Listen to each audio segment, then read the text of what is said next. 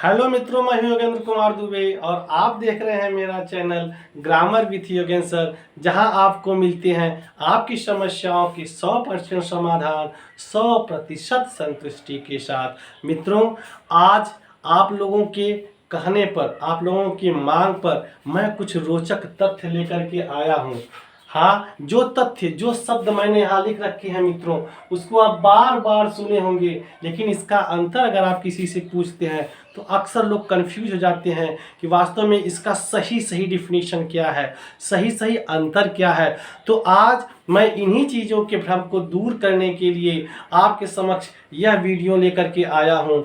और यदि आप इन समस्याओं से निजात पाना चाहते हैं तो मेरी वीडियो को अंत तक देखिएगा। अगर आपको यह वीडियो पसंद आ जाए तो मेरे चैनल को सब्सक्राइब करिएगा, लाइक करिएगा, शेयर करिएगा और कमेंट जरूर करिएगा मित्रों। तो आइए हम देखते हैं कि क्या ऐसे रोचक तत्व हैं, क्या ऐसी समस्याएं हैं जो हमको इनके निर्धारण में पैदा होती हैं या क्रिएट होती हैं। आइए मित्रों, जैसे मैंने लिख रखा है, देखिए रोचक तथ्य, कुछ रोचक ऐसे तथ्य हैं जिनको समझना बहुत अनिवार्य है। मैंने यहाँ पे लिख रखा है होम और हाउस, इन दोनों में क्या अंतर है मित्रों। आप कहेंगे कि सर होम और हाउस में क्या अंतर है? जी हाँ, यही तो बात है, होम और हाउस में अंतर है मित्रों। क्या अंतर है? आप में बहुत सारे स्टूडेंट्स, बहुत सारे लोग जानते होंगे, लेकिन बहुत सारे लोगों को यह फैक्ट क्लियर नहीं होगा कि होम और हाउस में क्या अंतर है। वास्तव में यह दो चीजें हैं मित्रों। जहां तक होम की बात आती है तो होम किसे कहते हैं आप? जो अपना घर होता है, अपना जो घर होता है उसे आप होम कह सकते हैं। और जहां तक हाउस की बात आती है मित्रों, तो हाउस हमारे गांव गिराव में, हमारे आसपास में जितने घर बने हुए हैं सबको हम हाउस कह सकते हैं, लेकिन अपने घर को हम हाउस नहीं कह सकते मित्रों।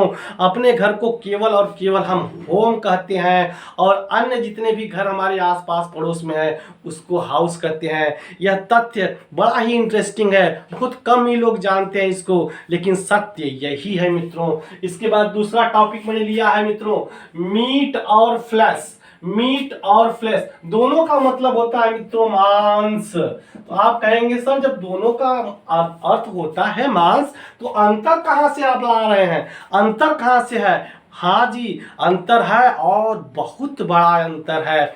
दोनों का मतलब जरूर होता है मांस, लेकिन मीट किसे कहेंगे सर आप? मीट उसे कहते हैं जो डेड बॉडी से, मृतक के शरीर से निकाला जाता है, वहां पे मीट होता है मित्रों। और वही मीट, वही मांस जब हम एक जीवित व्यक्ति के शरीर से निकालते हैं तो उसे हम फ्लैश कहते हैं। आपने बकरे का, मुर्गे का, सबका मीट सुना होगा कि आज मीट पक रहा है। मीट मतलब वही जब बकरे को मार दिया जाता है या मुर्गे को मार दिया जाता है, उसके बाद जो उसकी मांस को काट के निकाला जाता है मित्रों, तो उसको हम मीट कहते हैं। लेकिन अगर हम किसी जीवित व्यक्ति के शरीर से मांस निकालते हैं तो उसको फ्लेश कहते हैं। ड्रामा में शेक्सपियर के आपने सुना होगा, जब पोर्सिया जाके साइलाक को फोर्स करती है कि आप ठीक है, अगर आप चाहते हैं तो वैष्णियों के शरीर से मांस को निकालिए, लेकिन वहाँ पे देखिए जो शब्द इस्तेमाल किया गया है वो फ्लेश का इस्तेमाल किया गया है। क्यों? कि वैष्णियों जीवित व्यक्ति है। मेरे शरीर से अगर मांस निकालने की बात आ जाएगी तो वहाँ फ्लेश का इस्तेमाल करेंगे क्योंकि मैं जीवित व्यक्ति हूँ। तो अगला तथ्य है क्लोथ और क्लोथ्स, दोनों का मतलब कपड़ा होता है मित्रों, कपड़ा, है ना। तो आप कहेंगे सर जब दोनों का मतलब कपड़ा है तो अंतर कहाँ हो रहा है? सर अंतर, बहुत बड़ा अंतर है दोनों के बीचों में। आइए हम देखते हैं। क्लोथ माने कपड़ा जरूर होता है, लेकिन कैसे कपड़े? बिना सिले, बिना सिले, बिना सिले कपड़ों को हम क्लोथ कहते हैं मित्रों। और वही कपड़े को सिल दिया जाए, यस या यस लगाएंगे मतलब वही सुई धागा इसमें लग गया यहाँ पे आके, तो इससे आप ट्रिक से समझ लीजिए कि जहाँ यस लगा है, सुई धागा लगा है, तो वो कपड़े कैसे हो जाएंगे? कपड़ा होगा लेकिन सिला हुआ होगा। है ना इंटरेस्टिंग फैक्ट मित्रों? कितना आसानी से आप क्लियर कर पा रहे हैं। ये जो कंफ्यूजिंग वर्ड है जो अक्सर सबके दिलों और दिमाग में तो रहते हैं, लेकिन किसी से अगर आप इसका अंतर पूछेंगे, किसी से स्पष्टीकरण पूछेंगे, तो हो सकता है लोग कुछ देर के लिए भ्रम में पड़ जाए। इस भ्रम को सदा के लिए, आपका सदा के लिए मैं इस भ्रम को दूर कर रहा हूं मित्रों। इस वीडियो को अंत तक देखिए और ऐसे ही महत्वपूर्ण और रोचक जानकारी को प्राप्त करते रहिए। अगला चीज है ब्रदर और ब्रेदरेन। अब आप कहेंगे सर ब्रदर और ब्रेदरेन में क्या अंतर है? दोनों के माने होता है भाई। क्या होता है सर? भाई। तो ब्रदर माने भी होता है भाई, ब्रेदरेन माने भी होता है भाई। कहाँ इस्तेमाल करते हैं यह तथ्य है सर। ब्रदर का इस्तेमाल हम कहाँ करते हैं? ब्रदर का इस्तेमाल हम ऐसे जगह करते हैं या वहाँ करते हैं जब एक ही माता पिता की संतानें हों, एक ही माता पिता के दो लड़के हों, तो हाँ आप ब्रदर और ब्रदर्स कर सकते हो। लेकिन अन्य माता पिता की संतानों के लिए आप ब्रदर्स का इस्तेमाल नहीं करते। जैसे हम कह सकते हैं विवेक और सुरेश आर ब्रदर्स। विवेक और सुरेश एक ही माता पिता से अगर जन्मे हैं तो ब्रदर्स हैं। लेकिन समाज के भाइयों को कहने के लिए, समाज में जितने लोग हैं सभी भाई भाई हैं, तो वी आर ऑल ब्रदर्स नहीं सर, ब्रेदरेन कहेंगे। We are all brethren. जैसे हम और आप क्या है? भाई भाई हैं, तो हम कह सकते हैं वी आर ऑल ब्रेदरेन। क्यों? क्योंकि हम एक माता पिता के नहीं हैं। अगर हम एक माता पिता के होते तो ब्रदर्स, अन्य माता पिता के हैं तो ब्रेदरेन। कोई दिक्कत? अगर दिक्कत होगी तो कमेंट करके जरूर पूछिएगा मित्रों। अगला देखेंगे, सबसे मजेदार फैक्ट है मित्रों, प्राइस, कीमत और वैल्यू। लगभग 99% लोग इसको स्पष्ट करने में विफल हो जाते हैं मित्रों। ये है क्या? ये प्राइस माने कीमत, ये वैल्यू माने होता है मूल्य। अब आपसे पूछा जाएगा कि ये मूल्य और कीमत में क्या अंतर है, तो आप कहेंगे सर मूल्य और कीमत में कहां से अंतर हो रहा है, ये तो दोनों एक चीजें हैं। नहीं सर, यही तो आप जानते हैं। जो जानते हैं वो गलत जानते हैं, उसको सही तरीके से जान लीजिए। कीमत क्या है, प्राइस क्या है? प्राइस ये है बाजार मूल्य। ये कैसा मूल्य है? बाजार मूल्य है सर। यह बाजार द्वारा निर्धारित की जाती है, जबकि मूल्य क्या है? प्राइस को बाजार के द्वारा निर्धारित किया जाता है। और जबकि मूल्य क्या है? मूल्य विनिमय योग्य है। विनिमय विनिमय विनिमय योग्य है। विनिमय मतलब आप समझते हैं आदान और प्रदान, आदान और प्रदान। कीमत विनिमय योग्य नहीं होती सर, प्राइस विनिमय योग्य नहीं होती। अगर इस मार्कर की प्राइस 10 रुपीज है तो यह विनिमय योग्य नहीं है। लेकिन इस मार्कर की अगर हम वैल्यू निकालते हैं, अगर इसकी वैल्यू आ गई 10 रुपए, तो 10 रुपए के बदले में हम 10 रुपए का कोई अनाज भी दे सकते हैं। अगर 10 रुपए का हमने अनाज रख दिया तो यह वैल्यू इसके वैल्यू को मैच करता है, वही होता है वैल्यू। लेकिन प्राइस, ये अनाज उसको वेरीफाई नहीं कर पाता, उसके बराबर नहीं हो पाता। प्राइस बाजार के द्वारा निर्धारित की जाती है मित्रों, जबकि मूल्य विनिमय योग्य होता है, आदान प्रदान करने योग्य होता है। यह बहुत ही बड़ा फैक्ट था मित्रों। यह सब के मन में कंफ्यूजन होता है कि नहीं जो मूल्य है वही कीमत। नहीं सर, मूल्य और कीमत में यही अंतर है मुख्य रूप से कि कीमत जो होती है वो बाजार मूल्य पर निर्धारित करती है, बाजार द्वारा तय की जाती है। और मूल्य जो होती है वह विनिमय योग्य होती है, उसके वैल्यू के बराबर हम कोई दूसरी वस्तु का भी आदान प्रदान कर सकते हैं। आइए सर, और छठा जो दिया है बहुत बड़ा प्रश्न है मित्रों। बहुत लोग कंफ्यूज रहते हैं। अक्सर आपने सुना होगा उनको कैबिनेट मंत्री बना दिया गया, उनको राज्य मंत्री बना दिया गया।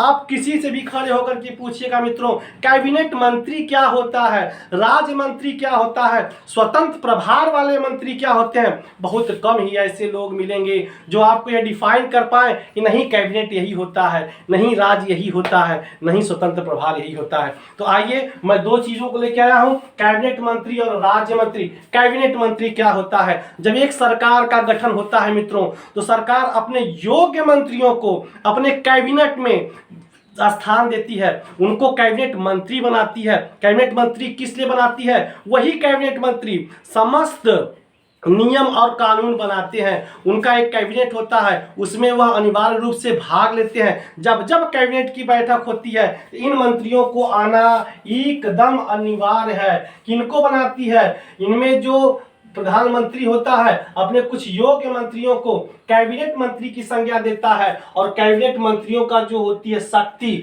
और इनकी जो होती है सुविधाएं अन्य मंत्रियों की तुलना में बहुत ज्यादा होती है। और इनको प्रत्येक कैबिनेट के बैठक में भाग लेना अनिवार्य है। वही राज्य मंत्री क्या होते हैं सर? राज्य मंत्री होते हैं कैबिनेट मंत्री के अधीन। राज्य मंत्री होते हैं कैबिनेट मंत्री के अधीन। यह हमेशा जो है कैबिनेट मंत्री के दिशा निर्देशन पर ही काम करते हैं। और सबसे बड़ी बात, यह कैबिनेट मंत्रियों के साथ बैठक में भाग नहीं ले सकते। इस तथ्य को आप एकदम दिमाग में बैठा लीजिएगा। यह बड़ा ही रोचक तथ्य है, बड़े कम लोग इसकी व्याख्या कर पाएंगे आपके समक्ष। मैंने आपको एकदम कैबिनेट मंत्री और राज्य मंत्री को स्पष्ट करके रख दिया है मित्रों। अगला देखेंगे, अगला हमारे पास है सीएनजी और एलपीजी। आप इसमें क्या अंतर है सर? दोनों गैसें हैं, जी हाँ दोनों गैसें हैं, लेकिन दोनों में अंतर क्या है सर? आइए देखते हैं। सीएनजी, सीएनजी का फुल फॉर्म क्या है? Compressed, compressed, compressed natural gas, natural gas, compressed natural gas. और एलपीजी का है लिक्विफाइड पेट्रोलियम गैस। तो दोनों में क्या अंतर है सर? कंप्रेस्ड नेचुरल गैस को देखेंगे। नेचुरल माने प्राकृतिक, यह प्राकृतिक गैस होती है। प्राकृतिक साधारण रूप से प्रकृति के द्वारा प्राप्त की गई गैस होती है। इसको कंप्रेस्ड किया जाता है, इसको कंप्रेस्ड किया जाता है मित्रों। यह साधारण रूप से प्राकृतिक गैस होती है, इसको कंप्रेस्ड किया जाता है। उसके बाद इसका इस्तेमाल वाहनों में किया जाता है मित्रों। वाहनों को संचालित करने के लिए सबसे रोचक बात यह है कि यह इसमें प्रदूषण न के बराबर होता है। किसके बराबर? न के बराबर होता है। वहीं एलपीजी क्या है? एलपीजी भिन्न भिन्न गैसों का मिश्रण है, भिन्न भिन्न गैसों के मिश्रण से बनाई जाती है। जबकि ये प्राकृतिक गैस है, स्वयं यह नेचुरल गैस है, यह प्राकृतिक गैस है, इसको कंप्रेस्ड करके बनाते हैं। जबकि एलपीजी क्या है? यह भिन्न भिन्न गैसों का मिश्रण है। यह भी वाहन और हमारा जो खाना बनता है, भोजन पकता है, उसके लिए इस्तेमाल की जाती है। अंतर क्या है? इसमें बहुत कम प्रदूषण होता है सीएनजी में, और सीएनजी की तुलना में एलपीजी ज्यादा प्रदूषण युक्त होती है मित्रों। तो इस प्रकार से आज इस सातों तथ्यों को हमने बड़े आराम से और बड़े ही आसान तरीके से समझा है और अपने कंफ्यूजन को सदा सदा के लिए दूर किया है। इसके बाद भी मित्रों अगर किसी तथ्य में आपको किसी भी प्रकार की कोई समस्या हो रही है तो मुझे और मेरे चैनल को याद करिएगा। मैं इसी प्रकार से एकदम सरल भाषा में तथ्यों की विविधता को आपको समझाऊंगा, पहुंचाऊंगा। मित्रों अगर आज का मेरा यह वीडियो आपको अच्छा लगा हो तो मेरे इस चैनल को सब्सक्राइब जरूर कर दीजिएगा, शेयर करिएगा, लाइक करिएगा, कमेंट करिएगा। अगले वीडियो के इंतजार में आप लोग बने रहिए। मैं अगला वीडियो पुनः आप लोगों के लिए लेके आऊँगा। तब तक आप स्वस्थ रहें, मस्त रहें, खूब पढ़ें, खूब बढ़ें। नमस्कार।